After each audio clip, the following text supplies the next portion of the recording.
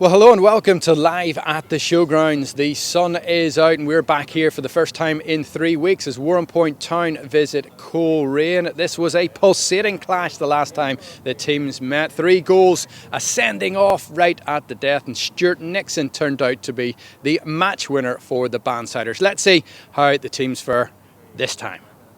And in terms of the team news for the host today, Curtis Allen retains his place.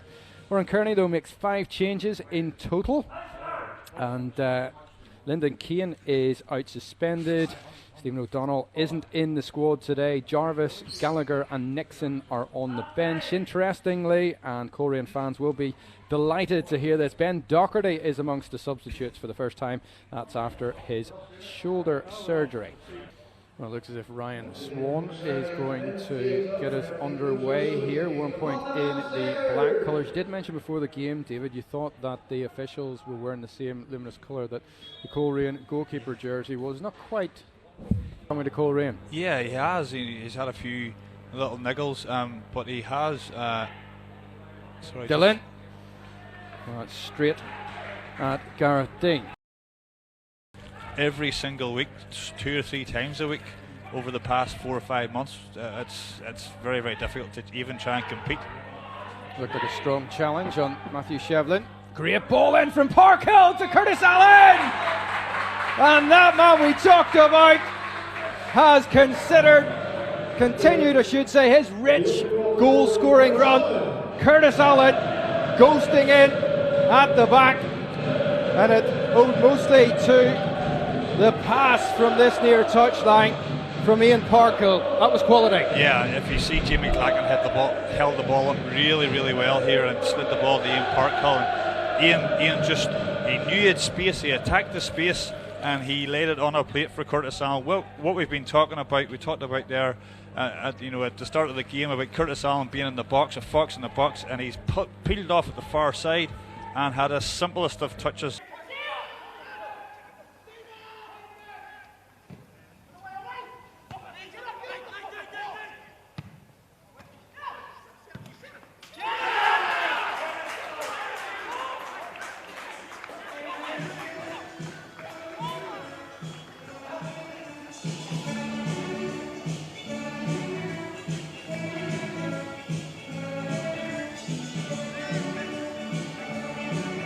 So the second ball for Curtis Allen.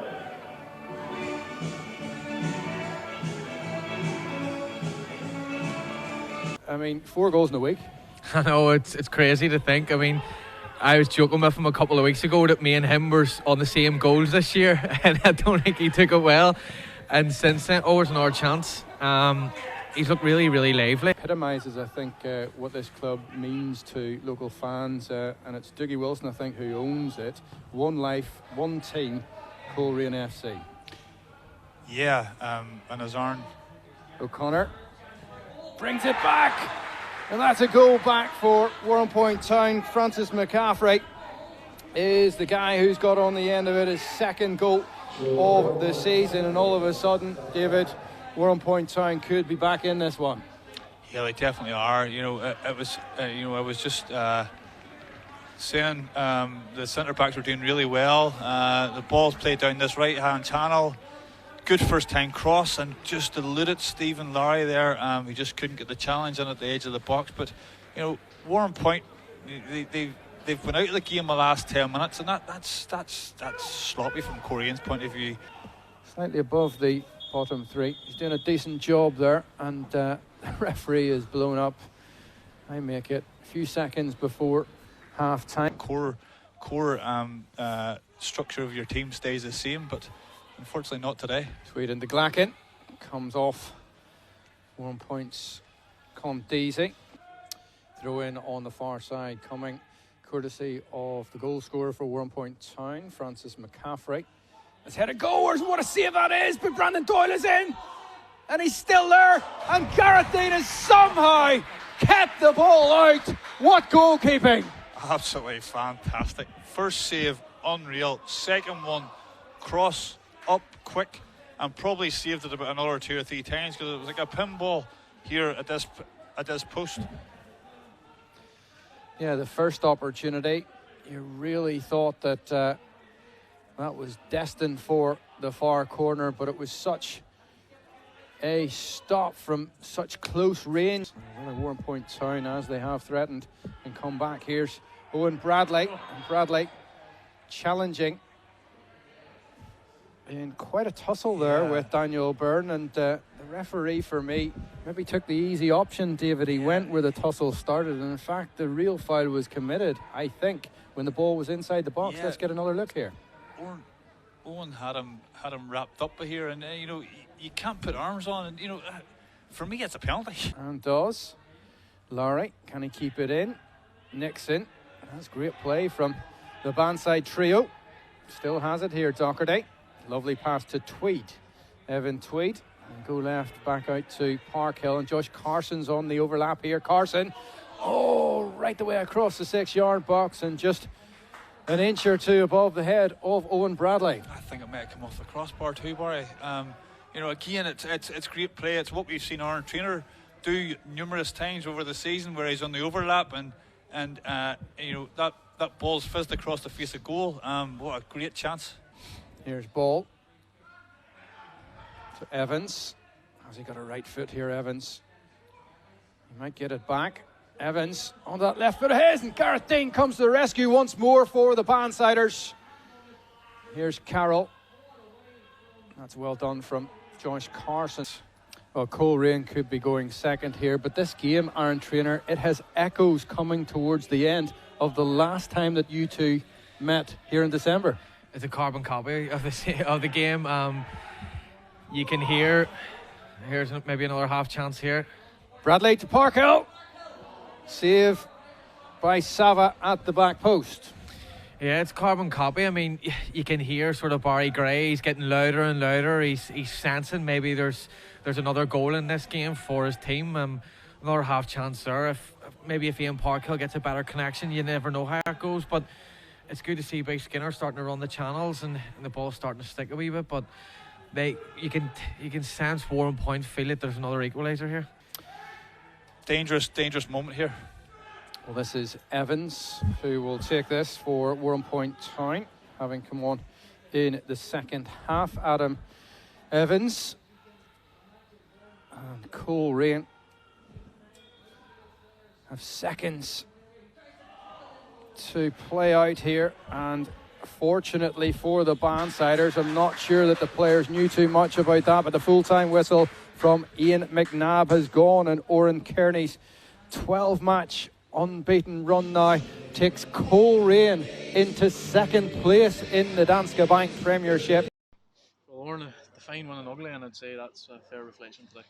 Yeah, big 3 points, and you know, we knew coming here today, and I knew all week, probably from Tuesday onwards, how tough it was going to be today.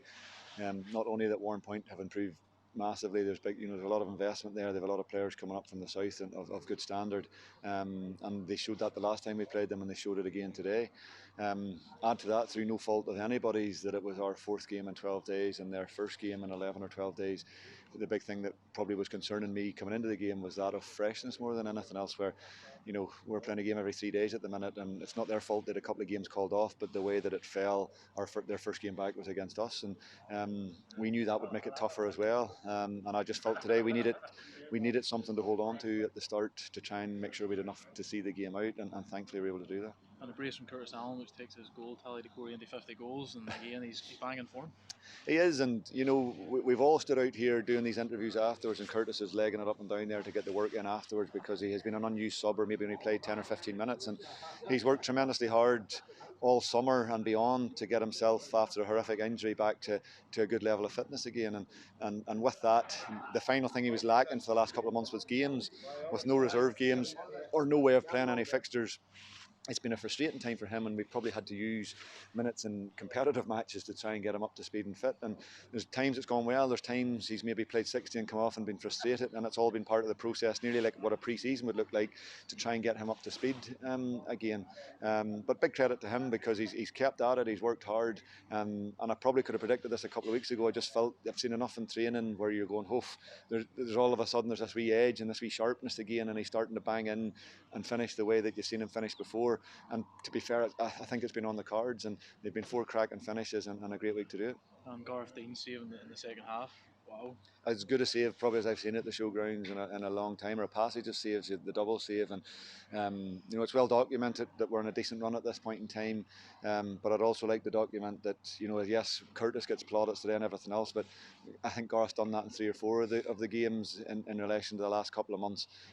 All games where it's been 1-0 or 2-1 or whatever else, when it's been in the melting pot, and he keeps pulling out these big saves which we need, and he'll say his job, and he's a humble guy, and I still feel there's more to come from him. I still feel he'll just get better and better and better with the games that he plays. But what, as you say, what a double save today, and I'm delighted for him. And a big boost as well, seeing Ben Dockery back in the pitch. Yeah, brilliant. And I think every player hates injury. The only godsend with Ben's injury was it was an upper body injury, which meant very quickly after the operation he could get back out training and working and sprinting and doing all the movements that he needs to do to keep himself in a decent level of fitness. So with that, it's brought the timescale of the injury down quite a bit, and he's got the okay in the last couple of weeks there. We've gone gently with him in the last couple of weeks, but he, to be fair, when it gets to that point, I generally just leave it to the player, that final part, rather than physio or anything else. And we trained here on Thursday night, and he was straight over to me at the end of training, walking in and says, "Owen, that's me, I'm ready." And when a player does that, then to me, he knows his own body better than anybody, and I was music to my ears. I was delighted to hear those words. And I put it down here on Tuesday. We drew with them the last time, and we want to be getting 3 points this time. Yeah, it was. I think that day we were really good. First 50-60, we'd probably had quite a few chances in the second half to go and put it to bed. Didn't, and then to be fair to them, they hung in and scored a really good goal. So we know how tough the games against them have been this season, and it's important now that we charge up the batteries again and try and go and get another 3. Well, Gareth, hard-earned 3 points this afternoon. Yeah, but massive. There's a lot of people watching the game last night with great intent, and we're one of them teams. It's a big title race coming now. We've another one ticked off the list. We're not getting ahead of ourselves though, but it leaves us in a great position. And unbeaten in 12 and up to second, as you say, confidence must be brilliant. Yeah, brilliant throughout the squad. Warren said during his busy period, every player's needed. And for big plaudits go to Marty Gallagher. Marty stepped in there on Tuesday night, clean sheet away to Carrick. Not easy to come in. I've been there myself at number 2, and it's not easy, but fair play to him. Top class. And man of the match today, talk us through that double save in the second half. I'm a bit more annoyed about the not having a clean sheet. Just not about the box. I know Brandon played at Linfield, and I was in his ear the whole rest of the second half there, so it was a good bit of banter. And I'm unfamiliar back four in front of you with Ronan and Joyce at full back. How would you rate their performances today? Yeah, brilliant. As I said, every single player pulling their weight. Said this busy period, it's madness. We're never going to experience it again. And every single player is on form, and we're all ready. And Portadown on Tuesday night, they took points off us the last time we played them, so we want to put that right. Yeah, as I said, keep ticking them off. That's the main thing. We're looking just 3 points and just keep climbing up the table. We were in November, October time, and we don't want to be there, so we're glad they're climbing up there rightly.